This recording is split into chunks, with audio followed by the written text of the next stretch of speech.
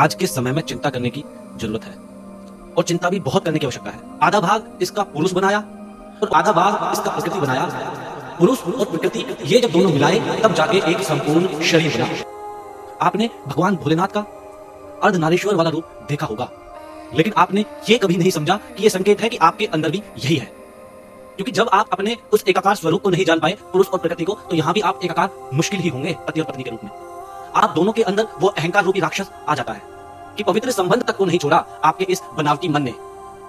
तो आप ये मान के चलें कि आप ईश्वर को भी कभी नहीं पा सकते। भैया जी, आजकल गृहस्थ जीवन में बहुत तनाव देखने को मिलता है। कृपया इस संबंध में प्रकाश डालिए।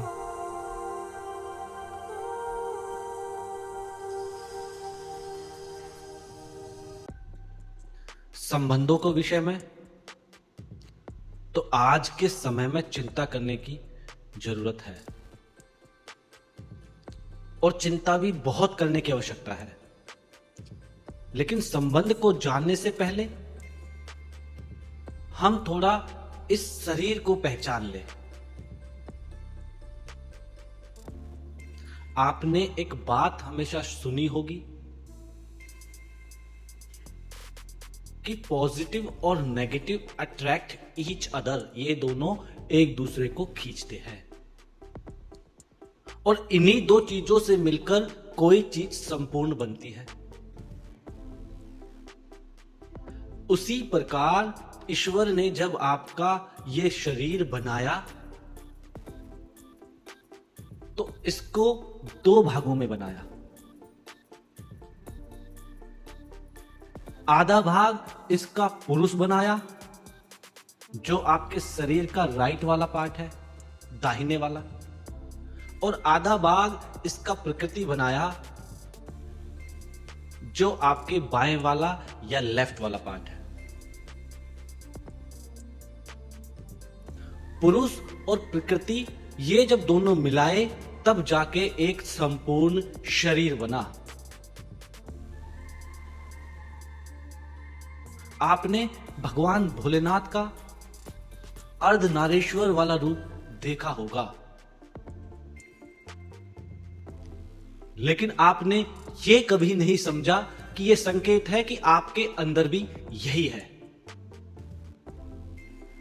आधा पुरुष और आधा प्रकृति, इन्हीं दोनों चीजों से मिलकर आपका यह शरीर बना है। लेकिन जितने भी पुरुष हैं वो कभी अपने प्रकृति वाले भाग को समझ ही नहीं पाए। उन्होंने हमेशा अपने प्रकृति वाले भाग को अनदेखा किया है। अगर प्रेम करना ही था तो अपने उस प्रकृति वाले भाग को कर लेते, अपने बाएं भाग को कर लेते। लेकिन मनुष्य बाहरमुखी है, वो अंदर नहीं देख पा रहा कुछ, वो बाहर ढूंढता है। ईश्वर ने तो आपको संपूर्ण करके भेजा था, लेकिन आपने देखा ही नहीं। आपको बाहरी रूप से संपूर्ण होने की आवश्यकता पड़ी, तो आपने बाहर प्रकृति ढूंढी और इसी कारण आपको प्रेम हुआ प्रकृति से। प्रकृति का मतलब मेरा यहां पर स्त्रियां हैं, महिलाएं हैं।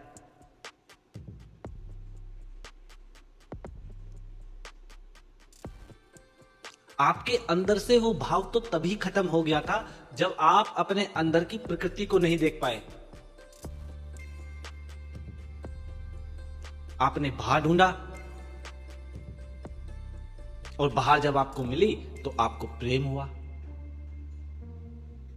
आप एक संबंध में बंधे, लेकिन वो संबंध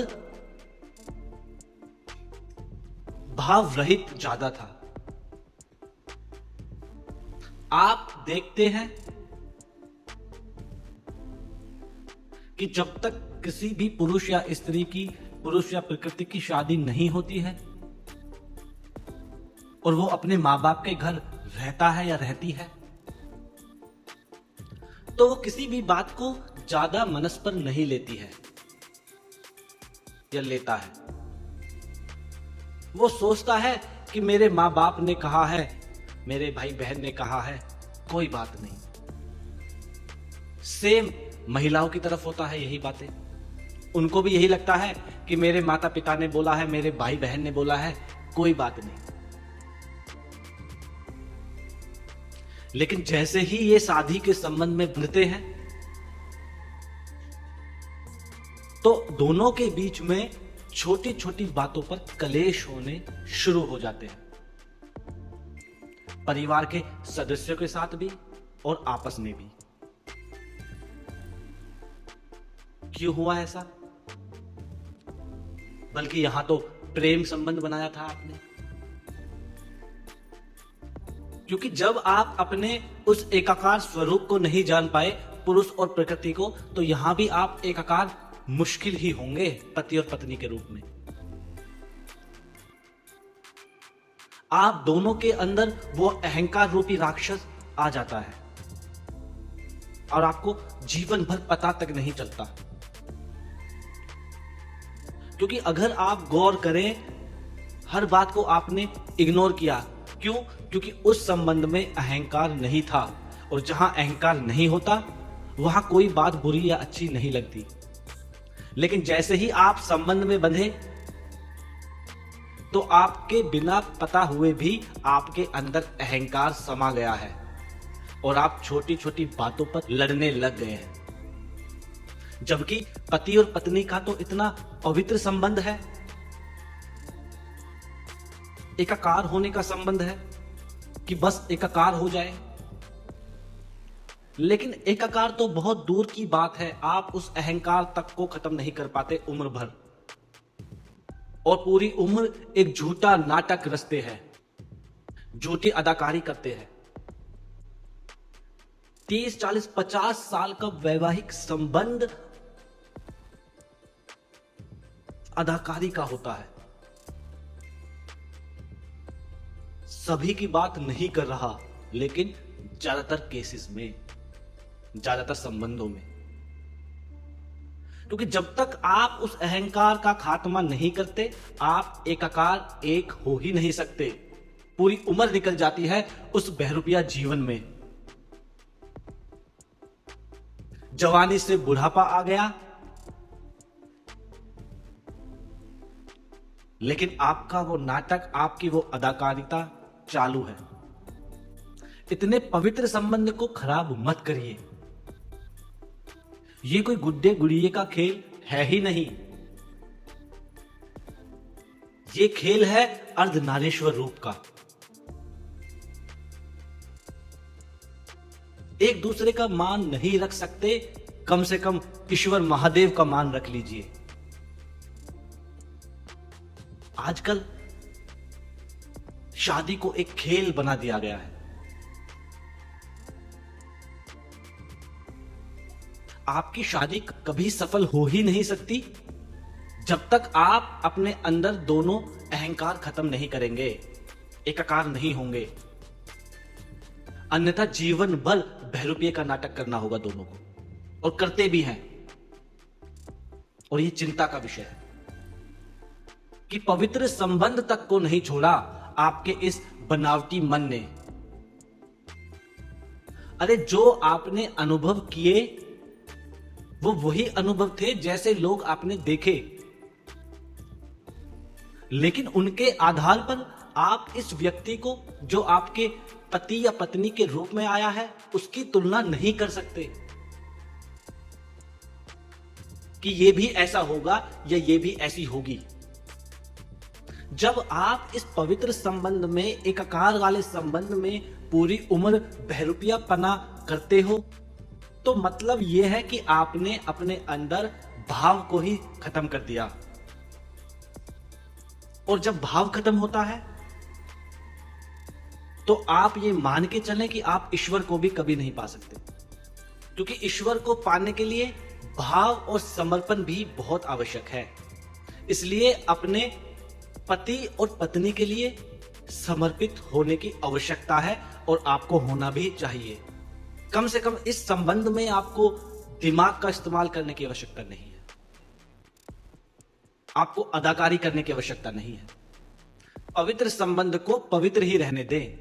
लेकिन आपका जीवन ऐसा बन गया है कि आप बचपन से ही अदाकारी और दूसरे तरह का नकाब पहने हुए हैं, तो आप ये भेद कर ही नहीं पाते कि मुझे यहां भी ये रूप नहीं रखना है, क्योंकि ये तो मेरा ही स्वरूप है जो मेरे अर्धांगिनी के रूप में आई है। लेकिन वहां भी आप दोनों अदाकारिता कर रहे हैं, और इसी कारण आज के समय में संबंध चल ही नहीं रहे। अपने जीवन को बर्बादी की तरफ ना लेके जाएं, अपने जीवन को ईश्वर से दूर ना लेके जाएं। कम से कम प्रेम और समर्पण का भाव अपने अंदर जिंदा रखें, और किसी के लिए हो ना हो, लेकिन अपने अर्धांगिनी या अपने पति परमेश्वर के लिए ये दो भाव जरूर रखें। होके तो देखें एक दूसरे के प्रति समर्पित, ऊपर से लड़ाइयां और करते हैं। बोलते हैं कि थोड़ी बहुत लड़ाइयां तो सभी की होती है। अरे क्यों होती है थोड़ी बहुत लड़ाइयां सभी की? आपको तो एकाकार हो जाना चाहिए था, और जब आप एकाकार हो जाओगे तो विचारों में भी भिन्नता नहीं रहेगी। विचारों में भिन्नता नहीं है तो लड़ाई का तो कोई सवाल ही नहीं उठता, झगड़े का तो कोई सवाल ही नहीं उठता।